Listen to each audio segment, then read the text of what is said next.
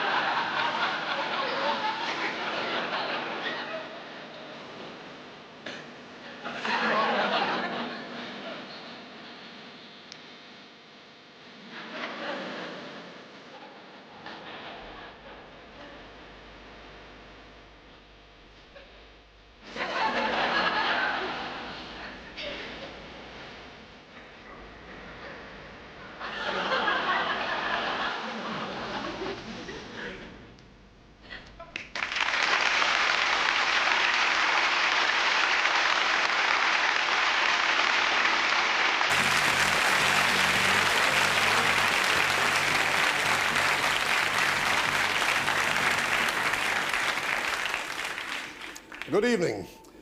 This is Dawson Control. It's from here, with the aid of this apparatus that we got from Catweasel, that we will be watching them. Just who are these enemies of mankind, you may ask yourself? Well, let's meet a representative of one of the dark forces aligned against us. Looks pretty harmless, doesn't it? An ordinary example of a male Caucasian urban dweller. He even acts like one. He gets his son's homework wrong. He likes a pint with the lads. His wife develops migraine and backache when he feels frisky. He forgets birthdays and anniversaries. He cheats at golf and would cheerfully throttle a traffic warden with a VAT form. On the surface, he appears to be the average man in the street. Harassed, but he isn't. Because, ladies and gentlemen, he is an alien. One of the worst kind. Dedicated to bringing you to your knees. You see, he is an estate agent.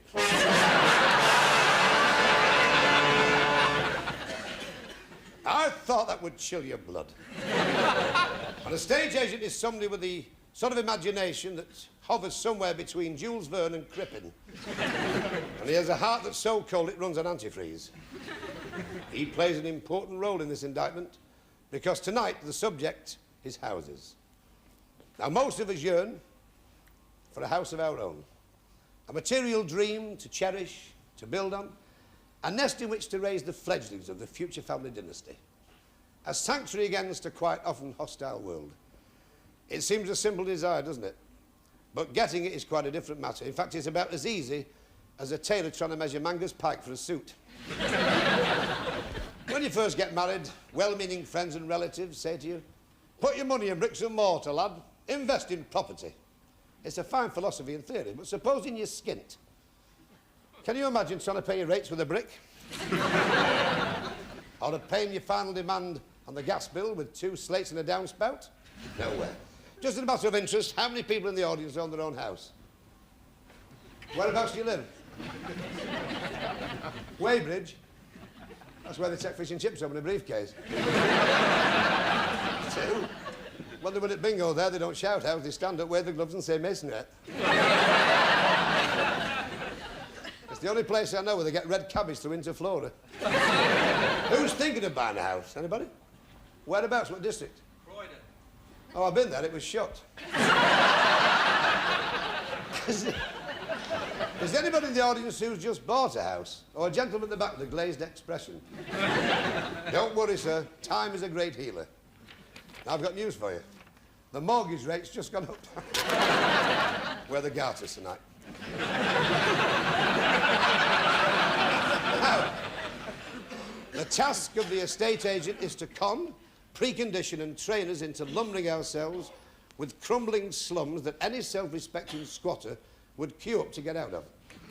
Now, to buy a house, we need a lot of money, and we have to borrow it. So now we're in the hands of the moneylenders, and they'll take you to the cleaners. From the day I bought my first house, I've been cleaned out more times than a gastric parrot's cage. But having a house, of course, is a normal, everyday desire, and a very nice one. It's what we all want, because you can't live with in-laws. You must be on your own. When the wife and I first got married, we lived with the wife's mother. We were there for over 5 years. And I must say that in all that time, we only fought 3 times. Morning, noon, and night. She used to prowl around the house like a sort of bronchial warthog. With a face like a bag of spanners. Hell of a size. She didn't have elastic in her drawers, it was Swiss rail. When she crossed her legs, it was like looking at 2 gammas in a stranglehold.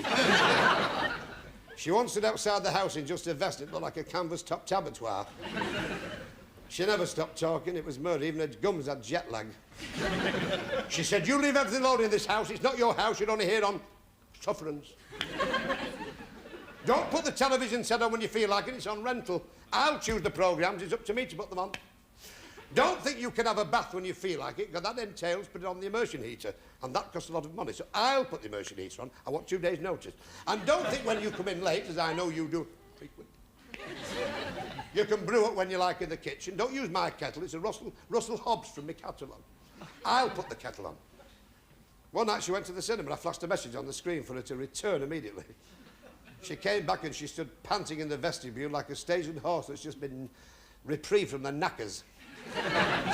She said, what's wrong? I said, nothing, the fireworks poking. It wasn't just her, there was the wife's father. Oh, he drank like a demented carp. In fact, he suffered from alcoholic constipation. He couldn't pass pubs.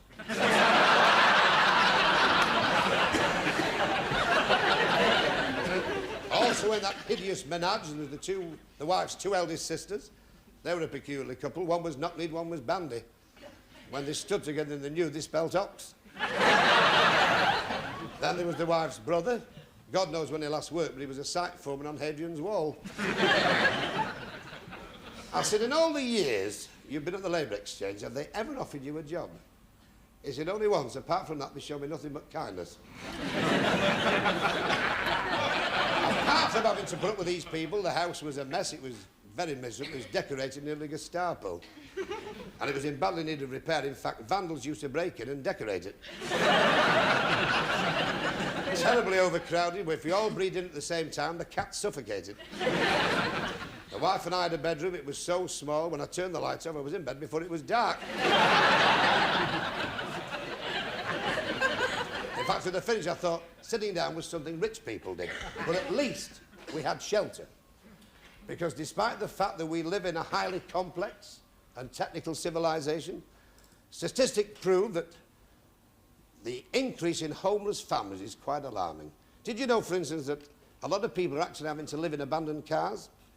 And what hurts me so much is that most cars in this country are Japanese, so the chances are that they're paying rates to Datsun. We've been assured that there's going to be a change. Well, let's have a look.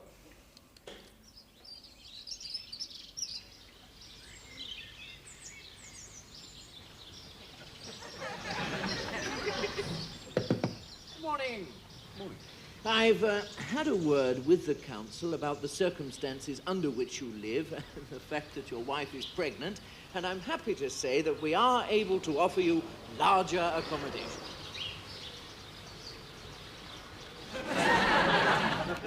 Have you seen enough? What a dreadful state of affairs. But who do you turn to in times of trouble? You can't tell the government to go to hell because they're building it for us.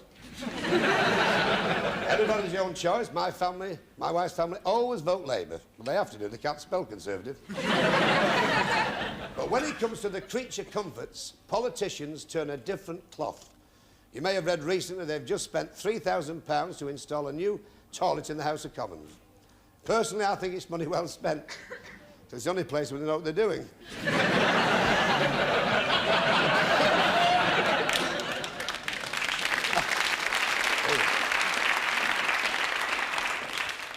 They'll think I want to rise.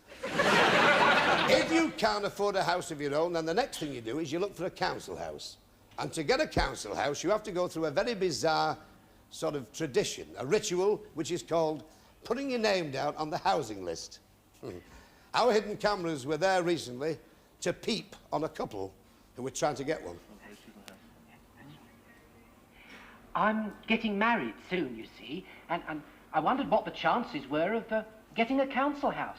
About the same as Cyril Smith being voted Slimmer of the Year. Well, I'll put you on our list, but quite frankly, I don't hold out much hope. Told you, didn't I? We allocate houses on a strict points basis, you see. 10 points if you're married, 5 points for each child you have, 5 points if you're living with your in-laws. Additional points if you're particularly poor, if there's evidence of overcrowding, if the house you're living in happens to be damp. For psychological reasons. Say the conditions that you're living in cause you to be unbalanced. Or if you're incapacitated in any way. Well, and so on and so on. So there you have it. So if you're not a destitute, one-legged maniac with 24 kids, living with your mother-in-law and Hull Kingston Rovers in a wet tent, forget it. What I think is wrong about this system is it actively encourages to breed like rabbits. Well, the position is this, Mr. and Mrs. Smith, Mr. and Mrs. Jones. You are joint top of our housing list with the same number of points, but we only have one house available. So, if my wife and I had another child... Yes.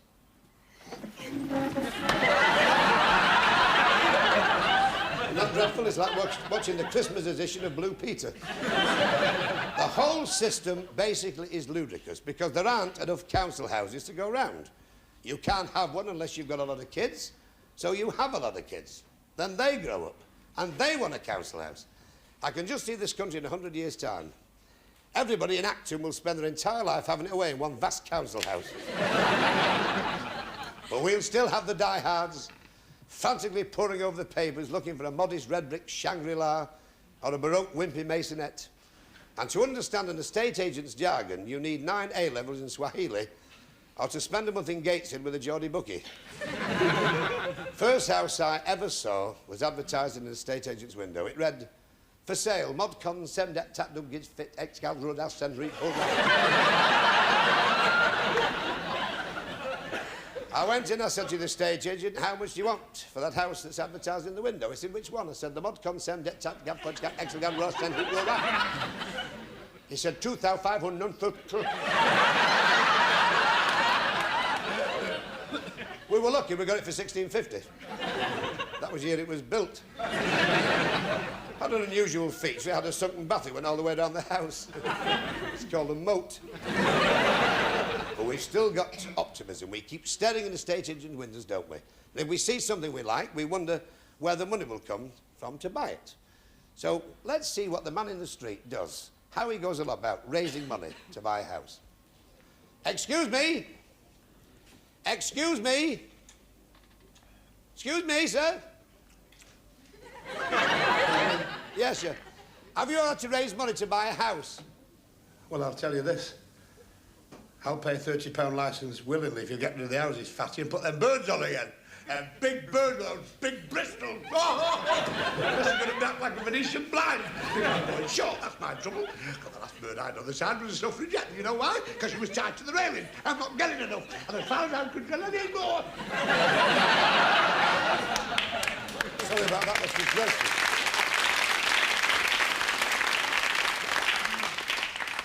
I'll cure him, I'll show him a photograph of the wife. I'm not saying she's fat, but we use the knickers for hang gliding. Now, when you come to buy a house, there are 4 ways you can raise the money. You can go through a building society. I tried this, disaster. I said to the manager, "How do I stand for a mortgage?" He said, "You don't, you grovel." You can get money through an insurance company. You can borrow off your local council, or you can get it by robbing a bank. And of these, robbing a bank is by far the easiest. You don't believe me, do you? You try it. Getting money out of a building society is only slightly easier than trying to win a spot-the-ball competition at a convention of eunuchs. Just watch this. Yes, well, that takes care of that. Now, about this house you're interested in buying, Mr. Evans, how much money do you think you'll be able to lend the Dulwich? I thought the idea was that you lent me the money. Well, yes, it is, but you've got to lend it to us first, of course. Oh. You see, it works like this. Now, you deposit, say, £10 a week with the Dulwich, and on this we give you a very generous rate of interest, 5%, and then when you've saved enough for a deposit, we lend it back to you for a piffling 15%. 10% more? Yes, you could put it like that, yes. So what you're saying is that for every £10 I lend you, you're going to lend me 9. Oh, it's not quite as simple as that, old chap. No? No, what is simple, though, is for you to give me £1 every week. Oh. All right. Here you are, then. Cheers. Nice doing business with you. See you next week. Oh, yes. Now we understand money. Now let's try to understand estate agents. Now, estate agents are not strangers to the truth. No way, they're liars. When they say that a house is pebble-dashed, what they really mean is that all the big cracks have been bunged up. Here's an example. Let's have a look at some of their little imaginative flights. Wonderful. Here's one. Let's see what all right. Cosy, delightful Swedish-style bungalow. On investigation, that turned out to be a Nissen hut near Biggin Hill. Tudor-style house with great charm and small, well-kept gardens. That turned out to be a Victorian coroner's office with a plastic wooden beam in the dinette. The garden was in a mess. In fact, the grass was so tall, every time a frog jumped, he got a double hernia. Oh, they were right on one thing. The garden was small. In fact, you treated the roses for greenfly and cramp. But to help you find your way through the flights of an estate agent's fevered fancy, we've computerised all their favourite phrases. Ideal for conversion. It's falling down. Free from dry rot. Full of wet rot. Split level. Subsided. Very quiet neighbours. Next door to a cemetery. Having picked your house and got the mortgage raised, you may think everything is plain sailing from now onwards. How wrong you would be. You see, before you can move in, the previous owners have got to move out. And so it goes on all along the line. It's like a daisy chain. Take the case of John Ramsbottom of 24 the High Street, Mythenroyd. Here he is on the map.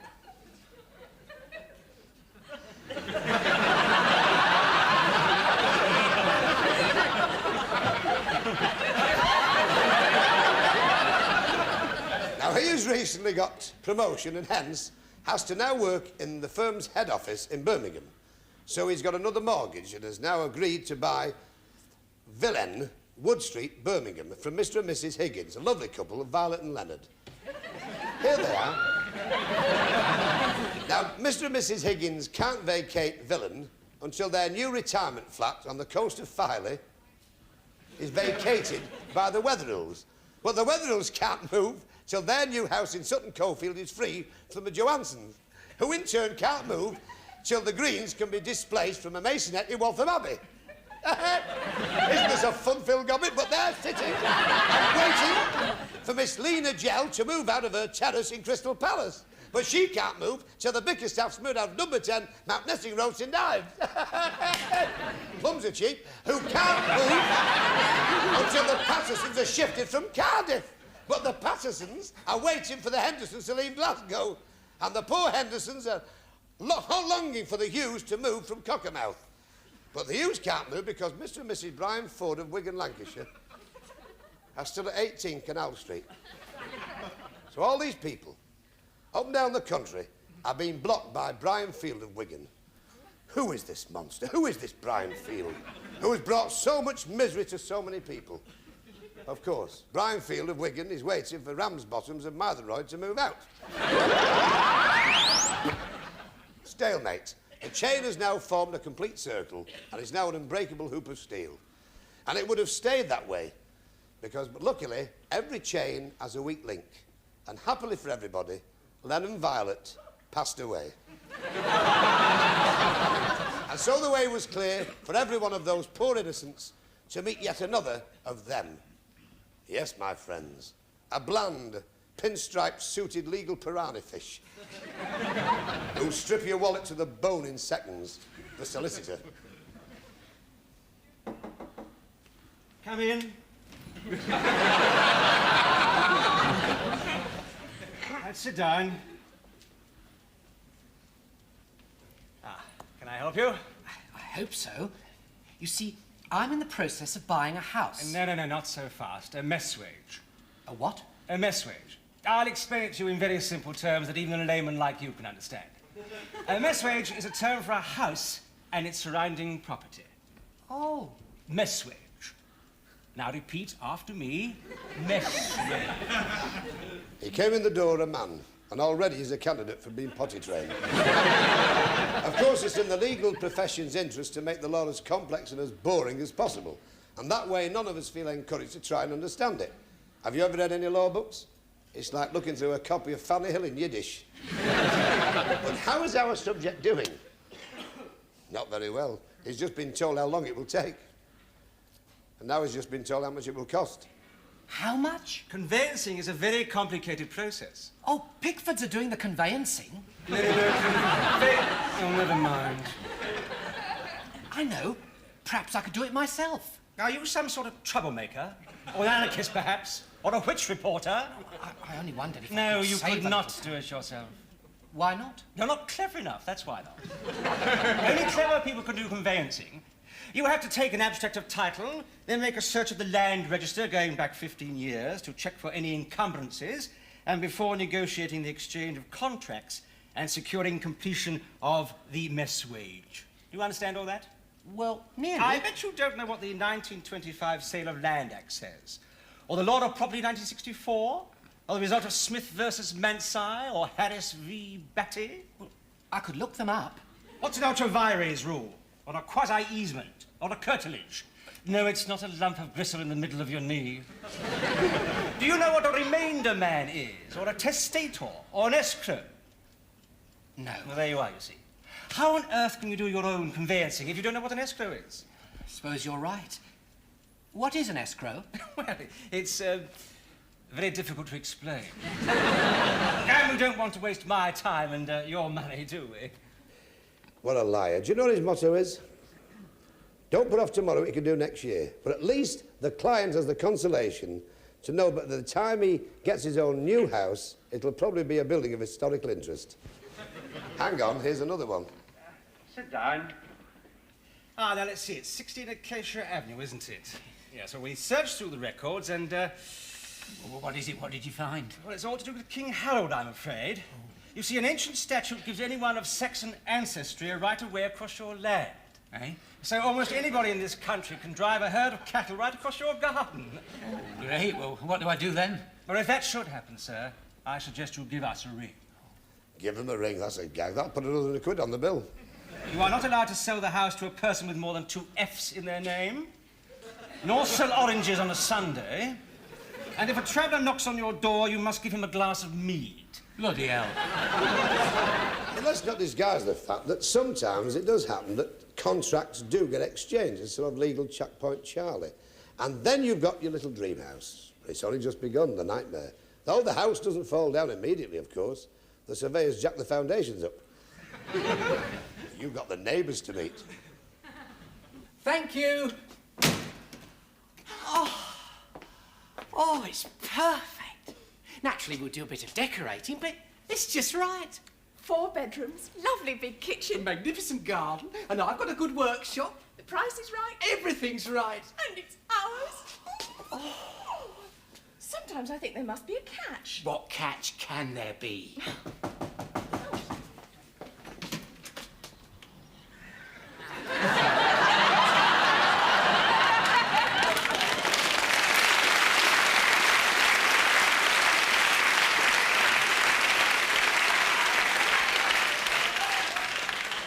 I see they took the shag pile.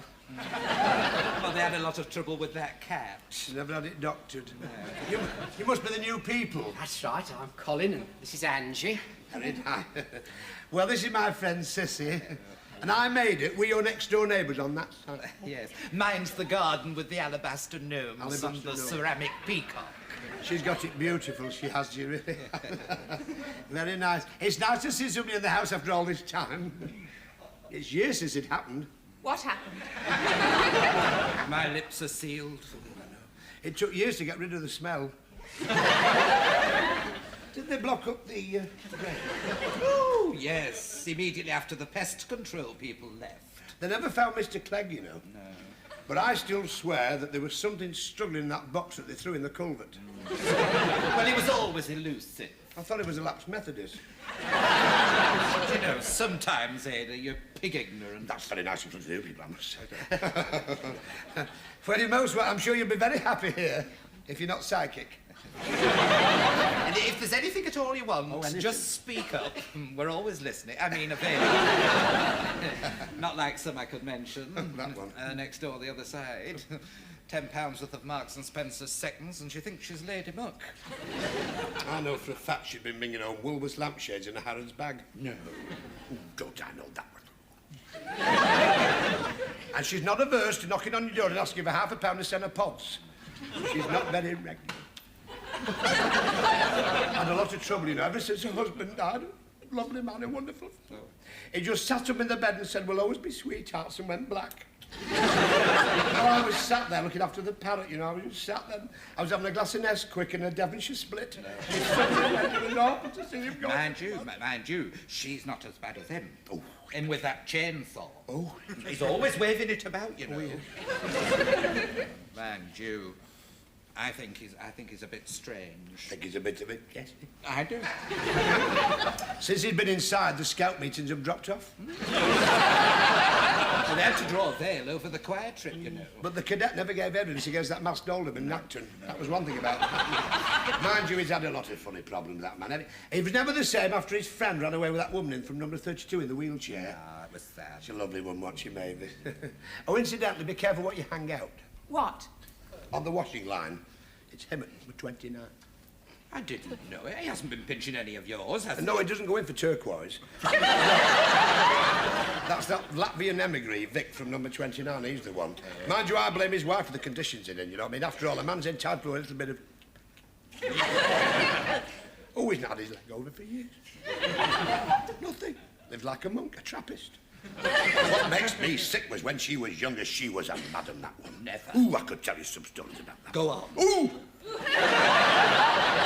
During the war, she had more soldiers than Eisenhower. Couldn't get in the bedroom for gum wrappers. And I'll tell you something else. She drinks on the quiet. She likes to drink that one. Drinks? Ooh! I tell you. She always reckons she's coming back from the bread shop. Have you ever heard bread clink? What is it? British sherry. Do you know, there's so many empty bottles in the back garden, it's put £300. What have we let ourselves in for? Well, I was being a bit old in old life. It's too late to back out now. You've got a millstone round your neck. They have struck again. And what about them? The evil forces that got you into this mess in the first place. How do they react? Well, they won't get away with it forever. I'll tell the truth to all the doctors, tradesmen and politicians. You manipulators of mankind, it's your turn next. Because Dawson is watching. And Dawson has his feelers out.